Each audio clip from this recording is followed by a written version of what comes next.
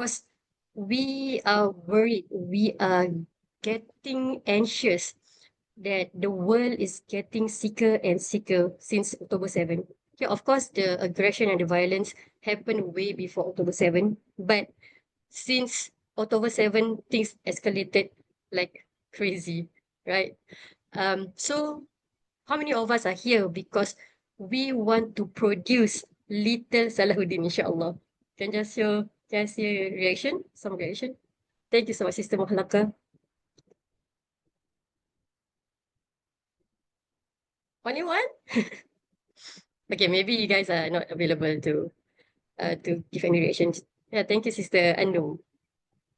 Right. So I'm sure even though we did not give any reaction, but the fact that we are here today is because we want to emulate the characteristics of the mother of Salahuddin Ayubi, inshallah. Right. So without further ado, okay, before I start, I would like to make a little disclaimer that reliable historical details about Salahuddin's mother's life are limited, and much of what is known is based on general assumptions rather than verified historical records.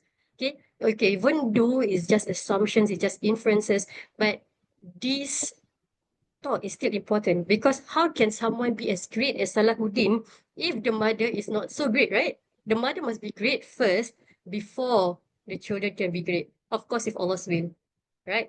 And of course, there are some exceptions, but generally, because of the mother, because of a great father and mother figure, that's why the children are also great, mashallah, inshallah, right? So, these are just some readings that you can do later on, all right? So who is Salahuddin Al-Ayyubi? Okay, we might not hear, we always, I think it's common to hear Salahuddin Al-Ayyubi, but who exactly is Salahuddin Al-Ayyubi? Right? So his full title is Al-Malik Al-Nasir Salahuddin Yusuf bin Ayyub. Okay, Al-Malik Al-Nasir is because it's a royal title meaning the victorious king. He is a sultan, right? He's not just a person, I mean, of course, you don't need to be a sultan to be great, but he is a sultan, and that's why Allah gave him that position, and that's why he is able to actually have that military background. Later we will see that his father is also a military man. All right, so nothing is by coincidence. Allah has placed us in um, dut- um our own places. All right, so Salahuddin, because he is the righteousness of the faith and the integrity of the religion, we will see that he is a very extremely pious man, right? And Yusuf is his given name, and inshallah, I mean, not inshallah, but I really believe that he actually um, mm, demonstrated the noble characteristics of Nabi Yusuf alayhi salam. And Ibn Ayub, he is the son of Ayub, right? So he was born in 532 Hijri or 1137 or 138 Common Era in Iraq. So that was around maybe almost 900 years ago. And he passed away in 1193 CE in Damascus, Syria. I think he lived around 52 years. Yeah, and he was born into a Kurdish family. His father's name is Najmuddin Ayub, and his father was a nobleman and military commander in the service of the Seljuk Empire, and later served in the court of Zengid dynasty in Mosul and Damascus. Right. So Salahuddin Ayubi, who was born in Seljuk Empire, and later we'll see that he is actually the founder of Ayyubi dynasty. Right, and his mother is Akhil Fatima. Of course, there is not much evidence to show that her real name is confirmed to be Khair Fatima, but based on history, they came to a conclusion that Khair Fatima is the strongest opinion. And Khair, of course, the mother of goodness, and Fatima might be her real name, right? And Salahuddin Ayubi, he has a younger brother, his full brother, and other half siblings, right? And of course, at this period, this point of time, it is very common for men to have a lot of wives. I mean, not a lot, of course, the maximum is four. And even I did not write it here, but Salahuddin, he married and he also had a number of wives, and he also had several children. All right. So next, now that we know a little bit about his background, who is Salahuddin Ayubi? Okay, why is he so great in the Islamic history? Right. So, he's he is the founder. He established the Ayyubi dynasty. Right. He unified the Muslim world. He strengthened the Muslim front against the Crusaders, and he united the fractured Muslim territories in Egypt, Syria, and parts of the Iraq and the Arabian Peninsula. All right. I will share more later. Conquest, and he conquered Jerusalem. He recaptured Jerusalem, Al-Quds from the Crusaders. All right. So at this point of time, when Salahuddin, when he was a sultan, he saw that the can you imagine that the world, the Muslim leaders in the past at that point of time was actually no different than the Muslim leaders now, right? He was extremely devastated when the Muslim leaders during his time was actually signing treaties with the Crusaders, and the Crusaders today is actually no different from the Zionists today. They are very inhumane, and not only towards the Muslims, right? Even we know today the Crusaders, they say that they are a part of the Christian denomination. Okay, it's the same as the Zionists today. They say that they are Jews. They say they are practicing the real Judaism. Okay, even the Crusaders, they say that they are following the authentic Christianity. It's the same narrative, you know.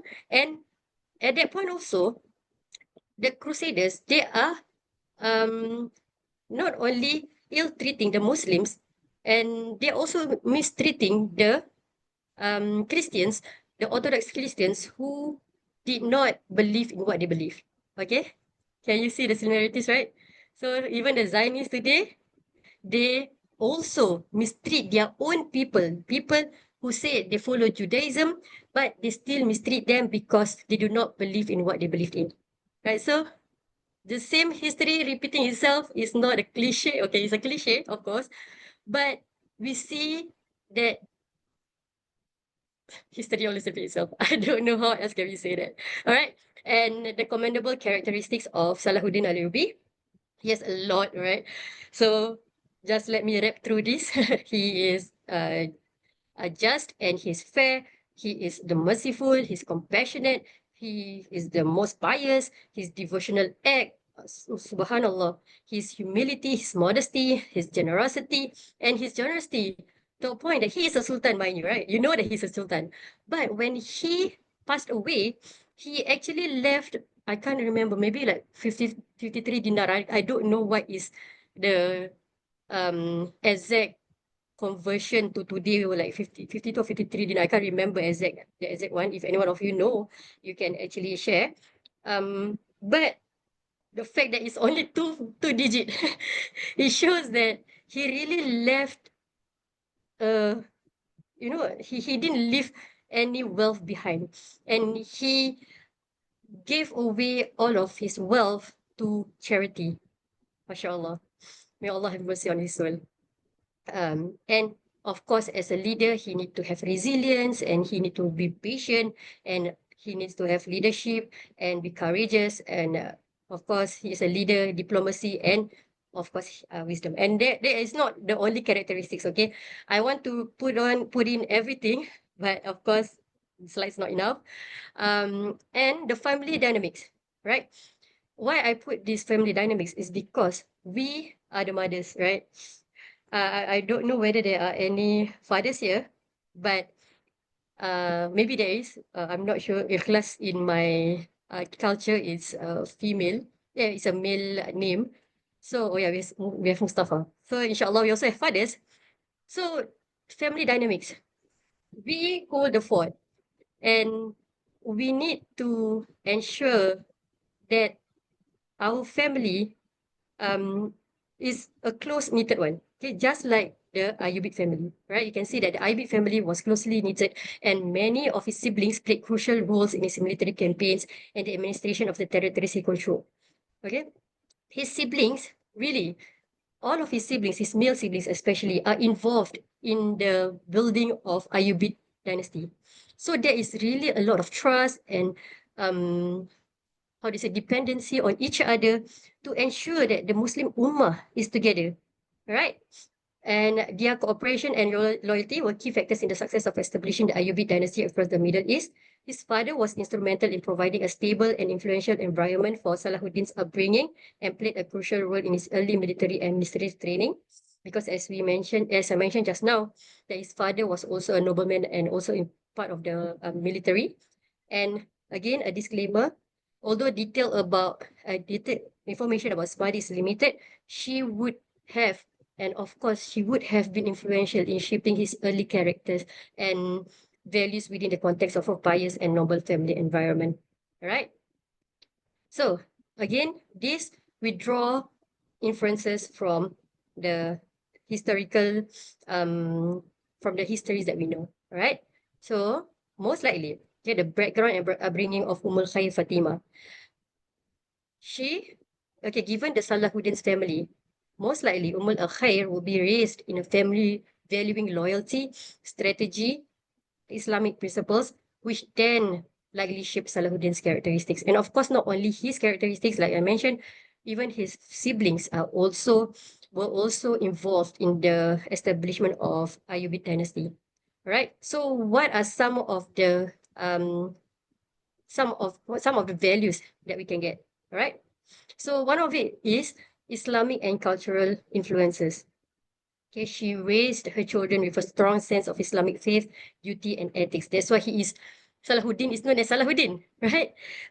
So he is he is extremely pious, okay? And of course, I'm sure she emphasized values of justice, humility, and defending the Muslim community. If not, Salahuddin will just be like the other Muslim leaders, like, okay, I just gonna write another treaty with the Crusaders and just live my life in a luxurious palace as a sultan. And you will see, not you will see, I won't go through that. But if you look at the books, okay, Salahuddin, he did not live in a palace. He always lived his life in tents because he's always going for battles. He's always um trying to um to bring justice to humanity. All right. And of course, family loyalty and leadership qualities. She instilled loyalty to family and leaders and prepared him for leadership and command responsibilities. And another thing might be that she provided emotional support and education. And she provided emotional support which shaped his calm and composed demeanor and instilled foundational knowledge and virtues essential for leadership. Right. Of course, these are just some of the qualities. Sorry. So I won't that I from now onwards, what I'm gonna do is that um I'm going to share with you guys how we can actually embody these characteristics. Right? So next, how can we be that parent? How can we be that mother? The mother of Salahuddin Al-Ayubi. All right. We always look at, I want my children to be like Salahuddin Al-Ayubi. But first, we need to look at ourselves first. How can we be that mother that actually nurture someone like Salahuddin? All right. And of course, lead by example through character and behavior. Our character and our behavior.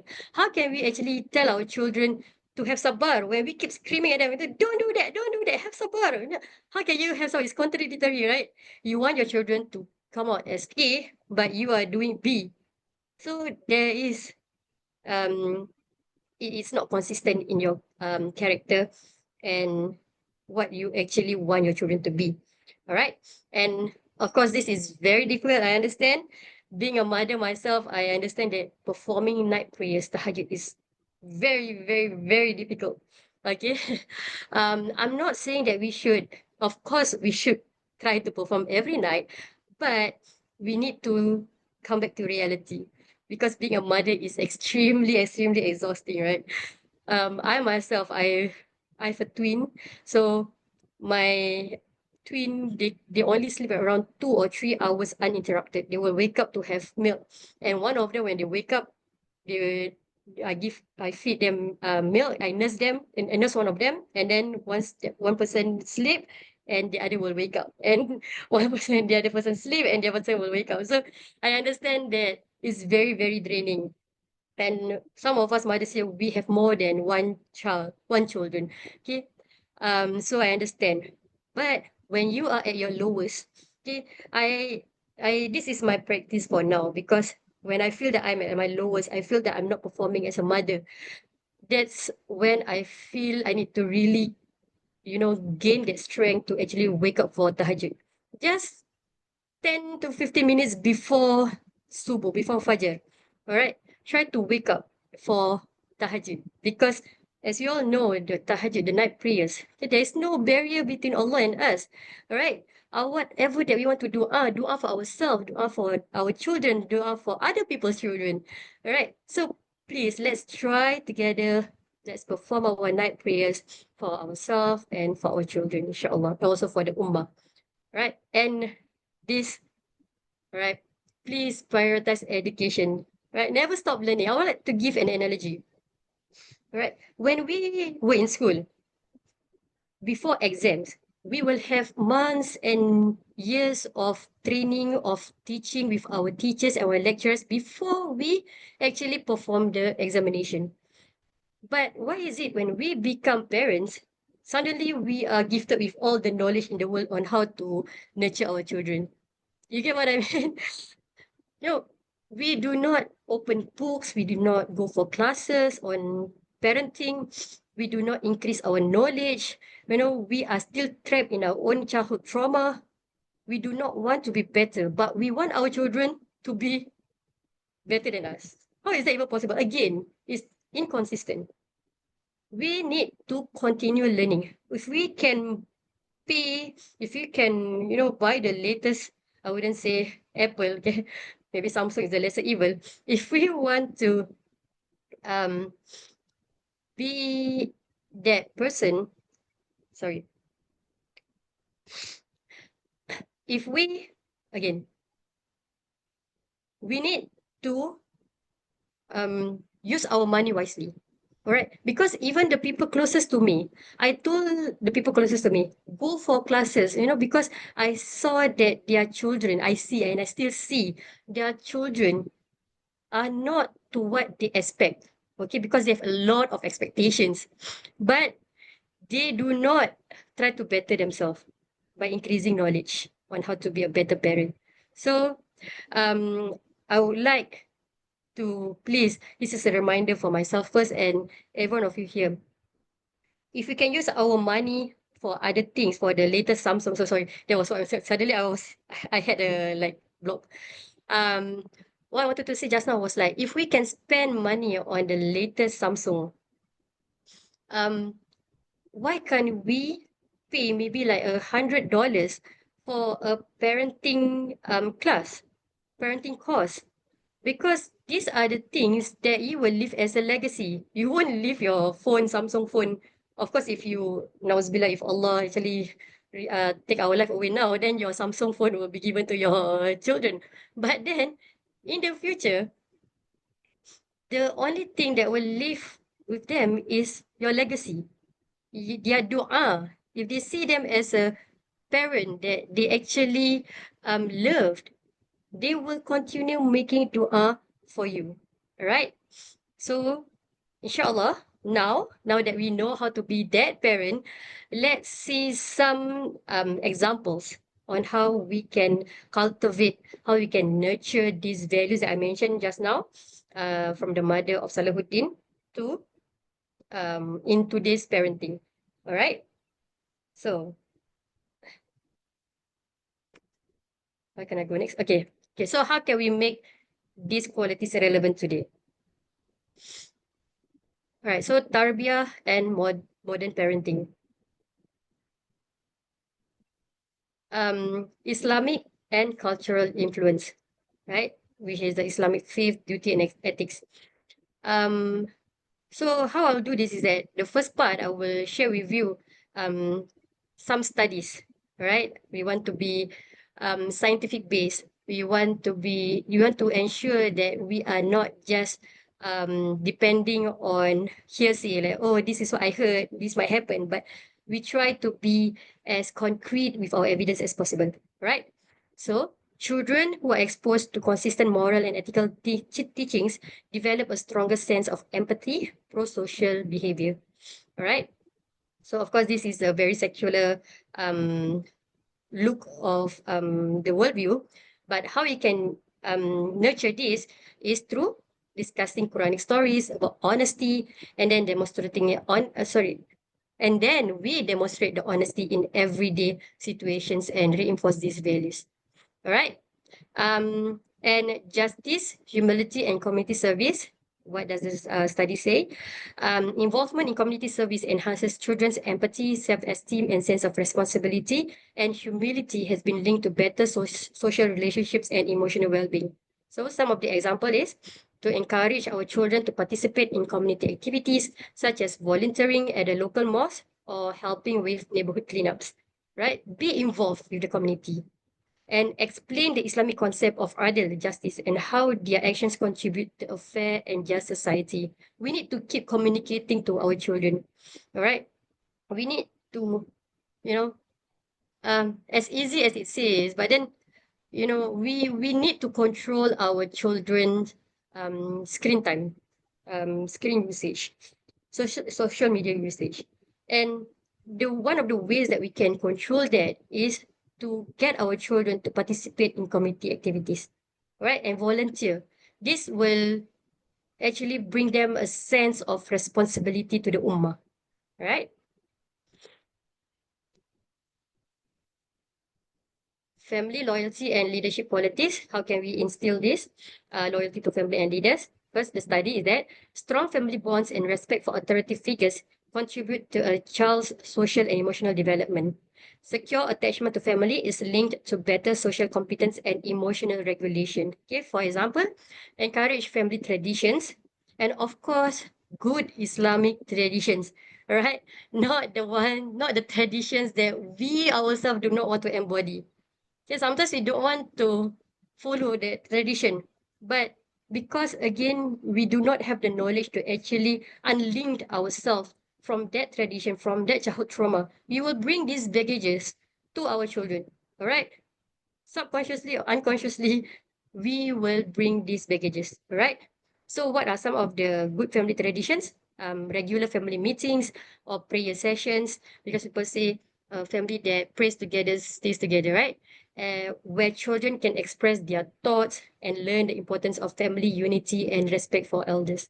Right? It's a two-way communication. The children need to express, and from there, once we acknowledge their emotions, we acknowledge them as a human being, as an amanah from Allah, then they are able to respect us as their elders, right? Leadership, uh, command responsibilities, leadership qualities can be nurtured from a young age through activities that build self-confidence, decision-making, and social skills. All right, for example, involve children, if they're big enough, in family decisions, encourage them to take initiative in organizing activities, guide them through the process of making ethical choices, and please teach them about historical Islamic leaders like Salahuddin, right? Please don't open um, shows like Spider-Man. People might think, oh, Spider-Man is just, another, um, I think Marvel is also one of the, I think Spider-Man is Marvel. I can't remember. One of the things that we need to boycott, right? I think. But we say that Spider-Man is just, superheroes. There are leadership qualities in there that that they can follow. But at there, it says that it's children, it's a show for children, for teenagers. But that is for their Western secular atheistic um you know audience. It's not for our Muslim audience because there are kissing, there is um you know my husband always says um people, when we see our teenagers having ikhtilat and having a boyfriend or girlfriend, or now boyfriend and girlfriend, right? And we get ourselves confused. Why is it that my children know how to kiss? They know how to, have all these sexual intercourses and stuff.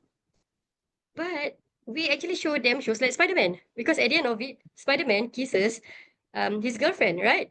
So why are we confused with what happened to our children when we are the one who's feeding them with the things that is not supposed to, right? So we really, really need to check our sources, all right? And we need to encourage participation in activities like student councils or community projects to develop practical leadership skills, right?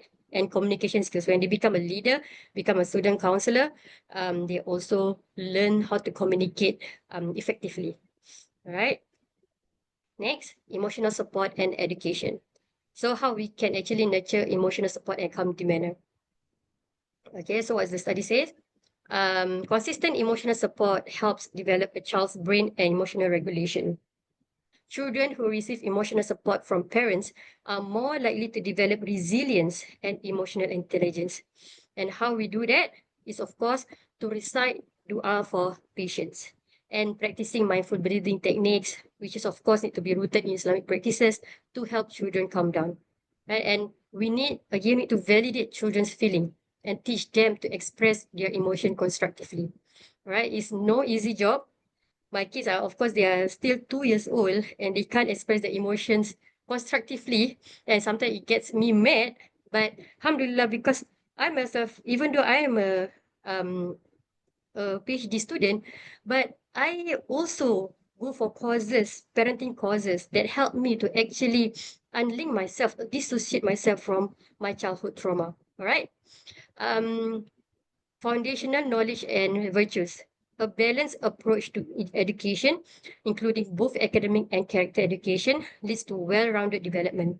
And social emotional learning, SEL, later we will look into that more, programs improve academic performance, behavior, and attitudes towards learning. And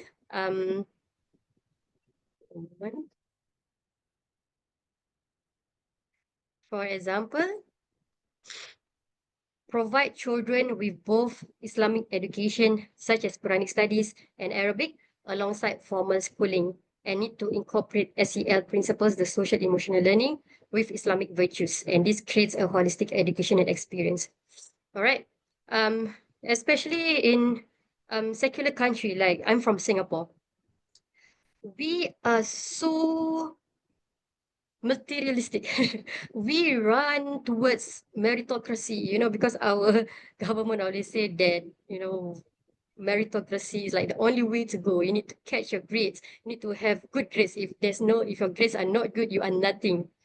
And that is when even Muslim families, they spend hundreds and thousands of dollars on tuition. But when it comes to Quranic studies, they are very, very stingy.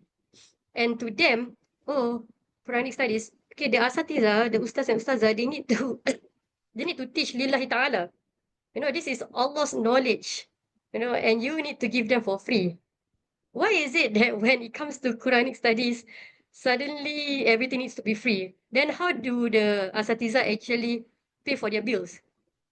By saying thank you to the bill provider. Like, okay, thank to the service provider, thank you for giving me this electric. No, right? If we are able to spend a lot, hundreds and thousands of dollars on secular mainstream Western knowledge, why is it that we can't also provide the same value or even more for Islamic studies, right? And also put a portion of that money to your own education, all right? Because we as parents also need to have foundational knowledge, okay, to begin with.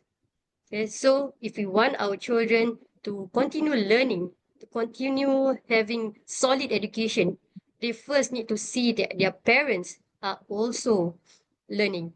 All right. I'm not saying that everybody needs to pursue a PhD.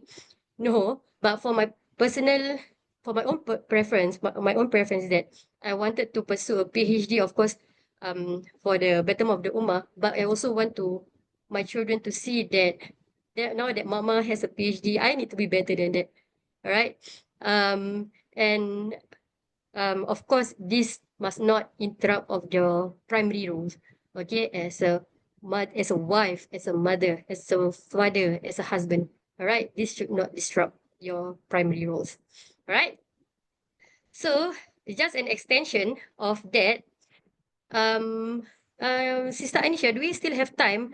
I can go through integrating the social emotional learning with Tarbiyah, or we can actually send these slides to um, the participants and for them to read on their own, and we can have Q&A, or how do you want it to be? You can go through it, inshallah. We do have time. We have a Okay, couple of minutes, not couple of minutes. We have 20 to 20 minutes, 25 minutes we have. So we can go through it. okay. And inshallah, I'll be Mm. sending the PPT to them also, those who have registered. So they will be getting the PPTs anyway. So yeah, Sure. you can go ahead, inshallah. Okay, thank you so much, sister. Okay, so these are the last two slides. How can we integrate social emotional learning with Tarbiyah? And of course, social emotional learning programs are not only from the community, from schools, right? It starts from our house, our home.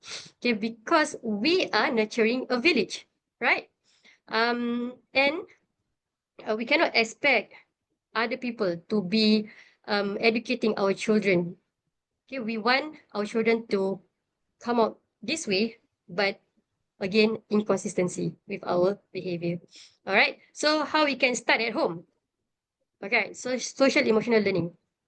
There are five factors, um, main factors, the outcome of social emotional learning. First is self-awareness. And of course, the tarbiyah is that, okay, social emotional learning, it's a secular concept, but we try to make it Islamic, right? So this is where tarbiyah comes in, us as a Muslim parent, right? So one of the outcomes that we want from SEL is self-awareness and tawakkul, trust in Allah. Okay, we can teach our children to recognize their emotions. Again, recognize, validate, let them express their emotions, their thoughts, and understand that trusting in Allah is part of managing anxiety and stress. Okay, it's not only for our children, it's also for ourselves, right? We also need to sometimes, why is my children like this? No, but then we need to trust in Allah, right? Allah has provided us with our own qadar. We also need to trust that Allah has provided our children with their own qadar. Right? It is us who just going through the process. Whatever the outcome is, we leave it to Allah. So that is how we manage our anxiety and our stress. Right? We try our best, and whatever outcome that we do, whatever outcome that happened to our children is Allah's plan. All right. So how can we do this also is by encouraging reflection and mindfulness through prayer and supplication. Okay, do this together with your children before sleep, after waking up. All right, what I love to do with my children is, even though they are two years plus, but they can already verbalize some words. I will ask my children, "What did we do today?" Then they will say, "Oh, we went to eat, we this and that." So it's just some words that they can verbalize, and not only is that they are developing their vocabularies, okay, but we are also teaching them that we are their safe space. They can reflect. Of course, now they're just giving us the superficial things that happen to them, but once this becomes a family tradition, they know that, okay, at night, for example, your children had a very long day, and at night she remembers that, okay, I know that at night I can talk to my parents, I can talk to my mom, I can talk to my father about what happened to me today. All right. So can you see that we need to build that family tradition? All right. And of course, prayer and supplication before we sleep, after we wake up, all these supplications would only um, put our dependency on Allah subhanahu wa ta'ala. All right. Another outcome that we from SEL is self-management and sabr, patience. I'm so sorry if you heard me sniffing or, you know, because I am having a flu. So, how can we nurture this? We can teach them the Islamic virtue of patience as a core element of self-management. Okay, and you need to use stories from the Quran and Hadith to illustrate how the prophets managed their emotions and persevered through hardships. Okay, again, who needs to demonstrate this virtue first? This virtue of patience? The parents. Okay, we need to learn how to manage our anger towards our children. Okay, so next, social awareness and ihsan, excellence in dealing with others. Okay, excellence in general. Okay, it's not only dealing with others, but anything that we do needs to have ihsan. Okay, we want Allah to see us, to reward us to the best. You know, we want the highest of Jannah. So our behavior, our characteristics must also um be a reflection of what we want in Jannah. So we want the highest of Jannah. So our excellence also must be of tip-top excellence. Is that even excellence is already the top, but yeah, above excellence if possible. Right. So encourage empathy and understanding by teaching children to see the good in others and act with compassion and kindness, exemplified, of course, by the Prophet Muhammad sallallahu alaihi wasallam. Okay. Um, we need to encourage. We need to show them if our children are big enough, even at the age of 4 or 5, they can already understand the plight of our brothers and sisters in Palestine, in Uyghur, China, in Sudan, now in Lebanon, in every part, in Yemen, in every part of the world, right? People who are being oppressed for just being Muslims, for just being a human, right? We need to teach them empathy. Okay, so for example, okay, this just of the one things that I'm very passionate about, and I think everyone here are also very passionate about, is that about the boycott issue. Okay, we want our children to have empathy on others by telling them that, okay, this, when you eat this, when you purchase this brand and this food, this will lead to the killing of the of the people in Palestine and Lebanon. All right. So children at the young age of 4 or 5, sometimes they are the ones who will be eager to check the brands first. You know, if you want to buy something, then they were like, Mama, of course I don't have a 4 or 5 years old, but then my own niece, my own nephew, I heard from my siblings that they are the ones who actually cry. Okay, my niece was like, I think 5 or 6 when my sister-in-law actually showed the the Palestinians crying, the children crying, and she also cried with them. You know, sometimes it's very difficult for us to you know, let go of our tears, to cry over our plight, the plight of our brothers and sisters. But then these children, they are so pure. If we are able to nurture this empathy and understanding in our children, then inshallah they will be a much better person than us, right? Next is relationship skills and adab, good manners. Okay, you can teach them effective communication, active listening, and conflict resolution through the Islamic concept of adab.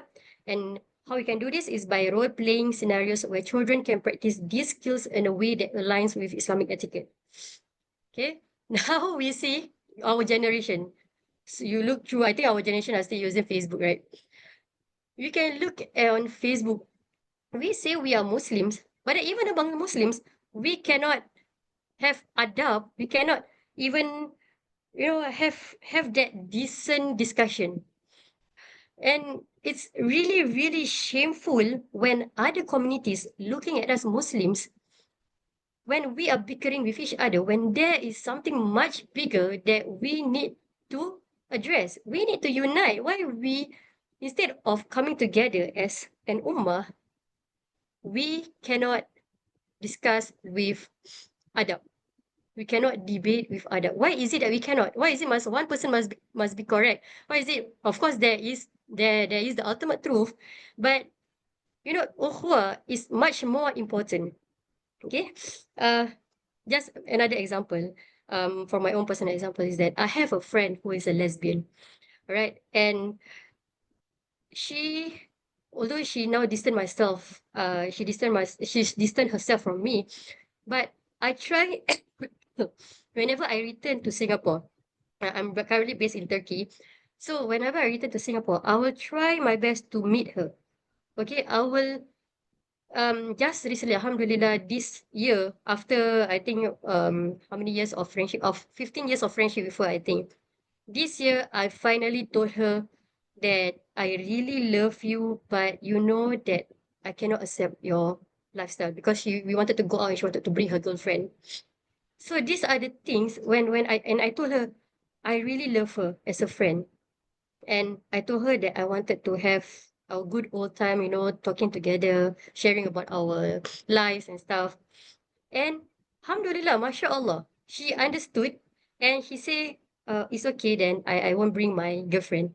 And when we met, it's like as though nothing happened before. Like there's no, I just feel more respect for her. Okay, it's just that she's a lesbian, but she's a good person. It's just that she has a flaw that even every one of us, we have our own flaws. Okay, that is where that we can actually conceptualize. Okay, this person has flaws, but I also have flaws. But Allah is, at this point of time, Allah is manifesting His flaws, and Allah is covering my flaws. But the table can turn in the future. Allah might open up my flaws, and that person, Allah might be covering his flaws. And this is why when we talk to them with adab, in the future, when Allah, Nauzubillah, inshallah, Allah won't uncover our flaws. But if it happened, inshallah, there will be people who will support you because they know that you are a person of adab. Okay, they know that you have good relationship skills with other people. You are very, you prioritize suhbah, you prioritize ukhuwah with your own fellow brothers and sisters. Okay. And lastly, one of the outcomes from SEL is responsible decision making and shura consultation to teach our children to make responsible decisions by considering the consequences of their actions and seeking advice from trusted individuals by reflecting the Islamic principle of shura. Okay, so I think of course responsible decision. Okay, for now, like I mentioned just now, I said that my children are too young to actually make any decision. But how we can actually instill this virtue, this value of them having being decisive, having that onus on them that they are leaders of their own life is by giving them options, even at children young as 2 years old. You can ask them, okay, I will always do this to them. Okay, now we're going to eat. What do you want to use? You want to use this bowl or you want to use this bowl? Okay, and sometimes they will gladly say, okay, I want to use this bowl. From they do not want to eat, at first they're like, I don't know what to eat, I don't know what to eat. But then once you give them options, you give them choices, you ask them, okay, which one you want to, which bowl you want to use, they feel that, oh, mama is giving, of course now they cannot, they cannot, sorry, they cannot go through these higher thoughts whereby mama is giving me some liberty to choose what I want in life. But along the way, once they grow up, they will understand that they are responsible for their decisions. Whatever decisions that they make, they know that it's actually them who is making it, and it is them who will be facing the consequences in this world and in the akhirah. But it is us who will have to nurture this from young and slowly, gradually, until they are adult, they have their own children. Okay, so I think that's all about for my talk for today. I hope I've managed to, although I did not talk much about the mother of Salahuddin Ayubi, but I hope that we managed to see the kind of person that she might be. Okay, because she she produced, okay, with Allah's will, she managed to produce a great person like Salahuddin Ayubi. And of course, now it's very difficult for us to have that Salahuddin Ayubi, but we need to have hope. We need to instill these values in our children. And who knows, maybe one of our children will eventually be the Salahuddin that we need to see in this world, right? So, inshallah, may Allah SWT give us guidance from now until till the day that we die, till dunia akhirah, inshallah. Um, and I hope this talk has been beneficial and is obviously beneficial for myself. I've been listening to myself. It's like, astaghfirullah, I need, now that I've verbalized things, I need to actually act upon it too. Right. So, jazakumullah khairal jazak. Thank you so much for listening. What is our next course of action, Sister Anisha? Jazakallah khairan, Sister Noora. This has been an amazing lecture itself and very informative. The way you have integrated SEL with Tarbiyah. I also learned a lot from you. Jazakallah khairan for highlighting things in such a beautiful manner. So we have opened the doors for questions. Any questions from the participant side are welcome. You can come and discuss the things out, inshallah. So we have couple of questions in the chat box itself. So we have one question from Sister Sayyeda. I would like to read it for you, sister. How do you nurture family traditions when the extended family is not on one page of unity? We see members passing on their grudges onto their children. So would you like to share some insights regarding that? Okay, sure, inshallah. Um, okay, I understand this is a very difficult one to change, but as cliche it sounds, change what you can change, right? You can change yourself. I think that's the only thing that you can change. You can even change your children. You can change yourself, whatever that is within your own capability, within your own grasp. Then, with lots of dua, Allah, inshallah, one day Allah will grant your dua of having a, united family. But of course, again, this is just what I just learned. Okay, everyone, they see, they look at the lens of two things. Okay, they look at the lens of their own childhood and their culture. Okay, so childhood and cultural lens, and everyone has their own lens. And my children, they are twins, but they will have their own different lens when they grow up. Okay, you might think that they have the same childhood, you might think that they have the same culture, but actually no, right? They have their own childhood. I may not, because they have their own personality. I have a boy and a girl. So my boy is more active and she is more playful.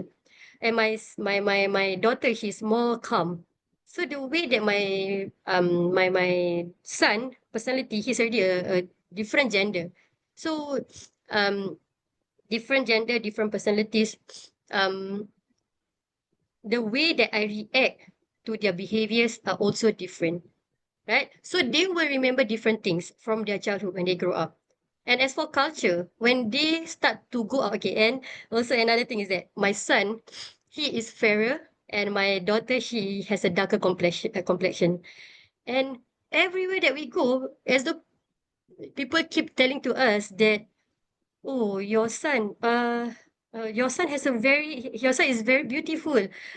It's unfortunate that your daughter does not get the fair complexion. I was like, astaghfirullah. Of course, I did not say to the astaghfirullah. I wish I could, but it's also part of adab. Um, I was like, astaghfirullah. How can you mention that in front of children, right? And this would, of course, you can't change your skin complexion, right? Then they will hear these things, you know. My son will hear that he has beautiful complexion. My daughter will feel that she has a less beautiful complexion, right? And these are the things cultural, okay, the things that they listen from outside. And of course, everyone, like I mentioned again, they have their own lenses, they have their own experiences, and we cannot change that. What we can change is, of course, ourselves. And we too as individual, we have our own lens, and we need to see that also. Okay, why? And you also need to see that why is it that to you this this this unity amongst the family is important, is something that we should address. But why is it that some family members, they feel that this is something that we should don't have to address, it's not a priority, you know? um of course you can talk to them, but again, at the end of the day, look at ourselves again. We feel that you might feel that your extended family is not on one page, is because you know that the ummah needs to be together. But on the other hand, maybe for your extended family, they feel that maybe they are surviving day to day, they just want to go to work, return, feed their families, and that is what important to them, right? So really, again, we cannot change other people, but what if you can speak to them one by one, if you have the ability to do so, maybe you can talk to them. Why is it, be that listening ear. Don't need to pass judgment. Again, just be that listening ear to your family members, right? I know I did not answer your question, but I just hope that you are able to see things that that everyone look they have their own spectacle, and we cannot, if only we can just take off our spectacle and just give it to the other person, like, can you just please look at where I'm coming from, this is for your own good. Okay, but we cannot do that, right? And again, everyone has their own qadar. We try our best, but at the end of the day, Allah is the one who actually plans and determines their own qadar, right? So thank you so much, Sister Sahida. Sister Sayeda has actually raised her hand. I think she wanted to say something. So yes, Sister Sayeda, if you'd like to say something, you can go ahead. Assalamu alaikum, Jazakallah khair. Walaikum salam Yes, wa rahmatullah wa barakatuh. well, I do strongly believe that one should have a compassion because uh, diversity in Islam is a beauty in itself. We see a diversity in the opinion, and we see a lot of diversity in the deen itself. So diversity is something which we should be celebrating. But this problem is not, I feel that's not related to my family, but it has become a universal families, because we are not connected with each other. We don't have a compassion with each other, and we don't consider this diversity as a blessing, or rather we take it as an ground for going further away. And this has become more and more relevant to our community, to our societies, when we have a lot of financial pressures, and then we have been bombarded with all the westernized concept. Do everything for yourself, just focus on yourself. You are the first priority. So we have been bombarded with these kinds of concepts. So our familial structures are crumbling. And not only when our families collapse, the community collapse. The communities collapse, we cannot achieve the concept of Ummah. It is a far-fetched concept to me. To me, it's a far-fetched concept. If you cannot survive with the family people around whom you are directly dependent upon, whom you interact with 24/7, then how are you going to nurture that kind of a spirit for the Ummah, for the Muslim who is across the border, who you have not even met? How can you have a compassion? So I think this starts from the home, from the family. And this is the thing that everybody in whatever kind of culture they are living in, they are struggling with. They are really struggling with, I find it very, very struggling. So what I did as a thing is that for my son, Alhamdulillah, I said, whoever is a practicing Muslim, he is in your kinship. So whoever is a practicing Muslim, he's your brother and he's your sister. No matter he's related, no matter if he's from your tribe, from your nationality, it doesn't really matter. It doesn't really matter. But to get that concept requires a lot of work, a lot of work. So I see this as a very grave challenge that is there in our societies. And I think we should seriously try to come up with some kind of a solution, something that we can work at our own ground levels to at least, if we cannot uproot it, at least we know how to deal with this and how we can minimize the effect of it.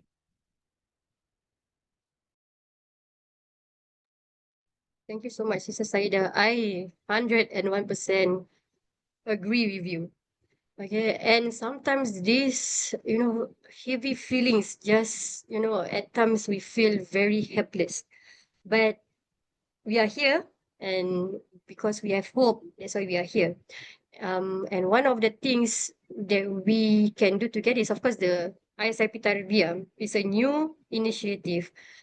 And these are one of the things that we are trying to do as Ummah, as a global, as a global Ummah. to bring to bring humanity together. Yeah, because like you mentioned, there's really a lot of work to be done.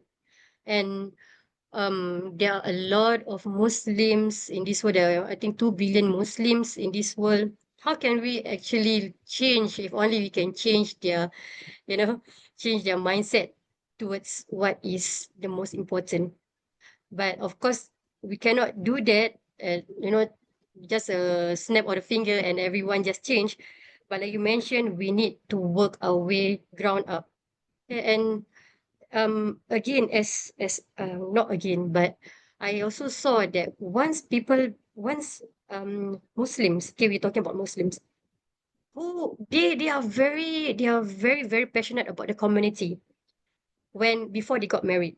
But after they got married and they have children, they suddenly forget about the ummah. They feel that of course the family is important, but beyond the family, we also have responsibilities to unite the ummah. And I think that is very difficult for people to see that, you know, this is my time for my family and I'm already very tired with my work, with my children. How can I actually exert more energy for the community? And that is also something that I'm very frustrated with because just like Sister Anisha mentioned that um I'm a founder of an organization in Singapore with youth volunteers. But once they got married for 5 years, my community has been established for 5 years. But every single time when someone got married and have children, they just left the community and they stopped there. I did not see them going into other communities and stuff. They just stopped there. And if it's good if they are actually building their own village at home. But if they are just living day to day, just going to work, sending their children to school, which is I can see most of the Singaporeans in Singapore, the Singapore families in Singapore are doing, then they can the progress is very slow. We can see progress, alhamdulillah. We need to acknowledge that there are some progress. ISIP is already an evidence that there is a change in the ummah. Okay, and but the progress is very slow. And I agree with you, Sister Saida. May Allah Ta'ala actually grant us victory. If not in this generation, maybe our children will see the victory of our Muslim Ummah, inshallah. Sister, can I add something you are saying? I really appreciate and I really believe that what you are saying is 100% correct, that when somebody gets married, they just leave the community and then they start living among because it's hard to raise children and to do the day-to-day work. But I'm really telling you, this is not the way to raise and do the tarbiyah. As it is said that we need a village to raise a child. So we do need a village, we do need a community support. We do need lots of other influences like mentors and lots of people in order to even raise one child. So I will highly recommend all the young couples that please don't leave the community, please stay attached to them and try to get as much mentorship as much possible for your children. From Islamic point of view also, like Muslim influences, and we have to affiliate ourselves maybe to the mosque or to the some kind of majlis or like even storytelling halakas or something for small children, but we need to stay together. Jazakallah. Wa iyyakum, sister. Thank you so much for the valuable insight, mashallah. Sister Saida, do you want to add on? Please go ahead. Yes, sister, just a little humble request on my part that if we can, these sessions are helping us a lot. It is opening our horizon and visions, alhamdulillah.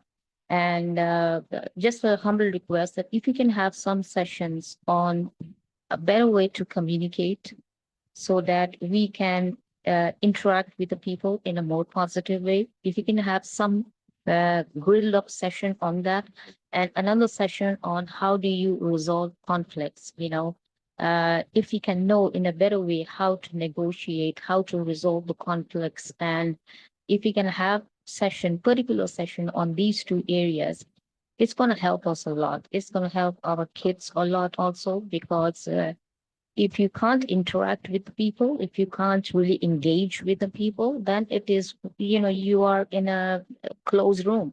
So these are very key points. So if I'll humbly request the ISIP to have some session on that, and maybe you can also conduct those sessions. Highly appreciate it. Mashallah, thank you so much, sister, for the suggestion. I think our ISIP TF, you get those valuable suggestions. I think you did, right? Mashallah. Inshallah, inshallah, next semester, next week I will be starting my semester. I will try to connect with Sister Anisha with the lecture series team members to see if we can do that. Because I think Sister Anisha or anyone from the ISIP TF group would like to share what are the things what are the plans moving forward. Anything? I I would think there like is, right? to There's a lot. share. Yeah, we have. If we sit, definitely we will come up with so many questions and answers, and how we can integrate more into these pattern of learning and imbibing knowledge. And Sister Sayyida, she mentioned like she's looking for some support group sort of thing. And Alhamdulillah, we already have one support group. Every month we conduct workshops, and along with workshops we conduct support group sessions. So if you are interested, Sister Sayyida, please do register. Our postdoc are going to be uh, delivered soon, inshallah, and then you can register for the support group sessions. I think these are very fruitful sessions. You can be a part of it, where we do give space to the mothers to speak about their problem. So you will get the opportunity to talk and liberate your emotions in those sessions. So yeah, I would urge you to be a part of it, definitely. And your insights are going to be very beneficial for other mothers too, because yeah, that's what we are looking for, giving space to the mothers to speak and come up with the concerns. And as you mentioned about the two topics, I've kept a note of it. Inshallah, in the upcoming lecture series we can have sessions on conflict resolution, and the other one you mentioned. Definitely, definitely, Jazakallah, keep on pouring your ideas into these sessions so that we can come up with these amazing lectures. So yeah, your ideas are very much welcomed. Jazakallah. Yeah, inshallah, I'll send the if you are in Tarbiyah and parenting group, yes, I'll be sharing the poster and registration link in that group, so you can register from there, and then you can part of that support group. So yeah, definitely I'll be sharing the details over there soon, inshallah. Jazakallah khairan. Jazakallah khairan to Sister Noor and all the participants for being an amazing listener and speaker and sharing your concerns regarding the parenting. And inshallah, we will be coming up with more amazing sessions. And after the Backroot series, we have another sessions in our mind, and definitely we'll be working on them as well. And a big thank you, a big care to Sister Noora for coming up with such an amazing lecture. And this particular figure has been very close to my heart as well. So I was very much eager to be a part of it, and I learned a lot, especially the way you integrate the SEL with Tarbiyah lecture concept. So yeah, we're looking forward to learn more from you. So Jazakallah khairan. Sister Noora, would you like to end the session with the dua? I would give you the opportunity to do so. With just a basic dua, and then we can end it, inshallah. InsyaAllah. Auzubillah min syaitanir rajim. Bismillahirrahmanirrahim. Ya Allah, please grant us patience and resilience as caretakers of our family, of our children, of our husband and wife. Please grant us the guidance. Never leave us alone without any. Astaghfirullah. Suddenly I become too emotional about this. But Ya Allah, please grant us the strength. Please always, always guide us. Give us tawfiq, grant us tawfiq. And may we, mothers, fathers, and our children be the defenders of Islam, of humanity. May we be able to witness the victory of Islam. May we be the witness of your greatness. please grant us and the whole of humanity with the privilege of saying La ilaha illallah Muhammadur Rasulullah, and please put Shahada as our last verse before we close our eyes, just like the martyrs in Gaza, in the West Banks, in all the parts of the world. Ya Allah, please grant of us, all of us, the highest of Jannah, insyaAllah. Amin, Rabbana Alamin. Ameen, summa ameen. Just read Surah Asr and then we can close the session. العصر إن الإنسان لفي خسر إلا الذين آمنوا وعملوا الصالحات وتواصوا بالحق وتواصوا بالصبر. Assalamu alaikum everyone. Jazakallah khairan for coming. Waalaikumsalam. Jazakallah khairan.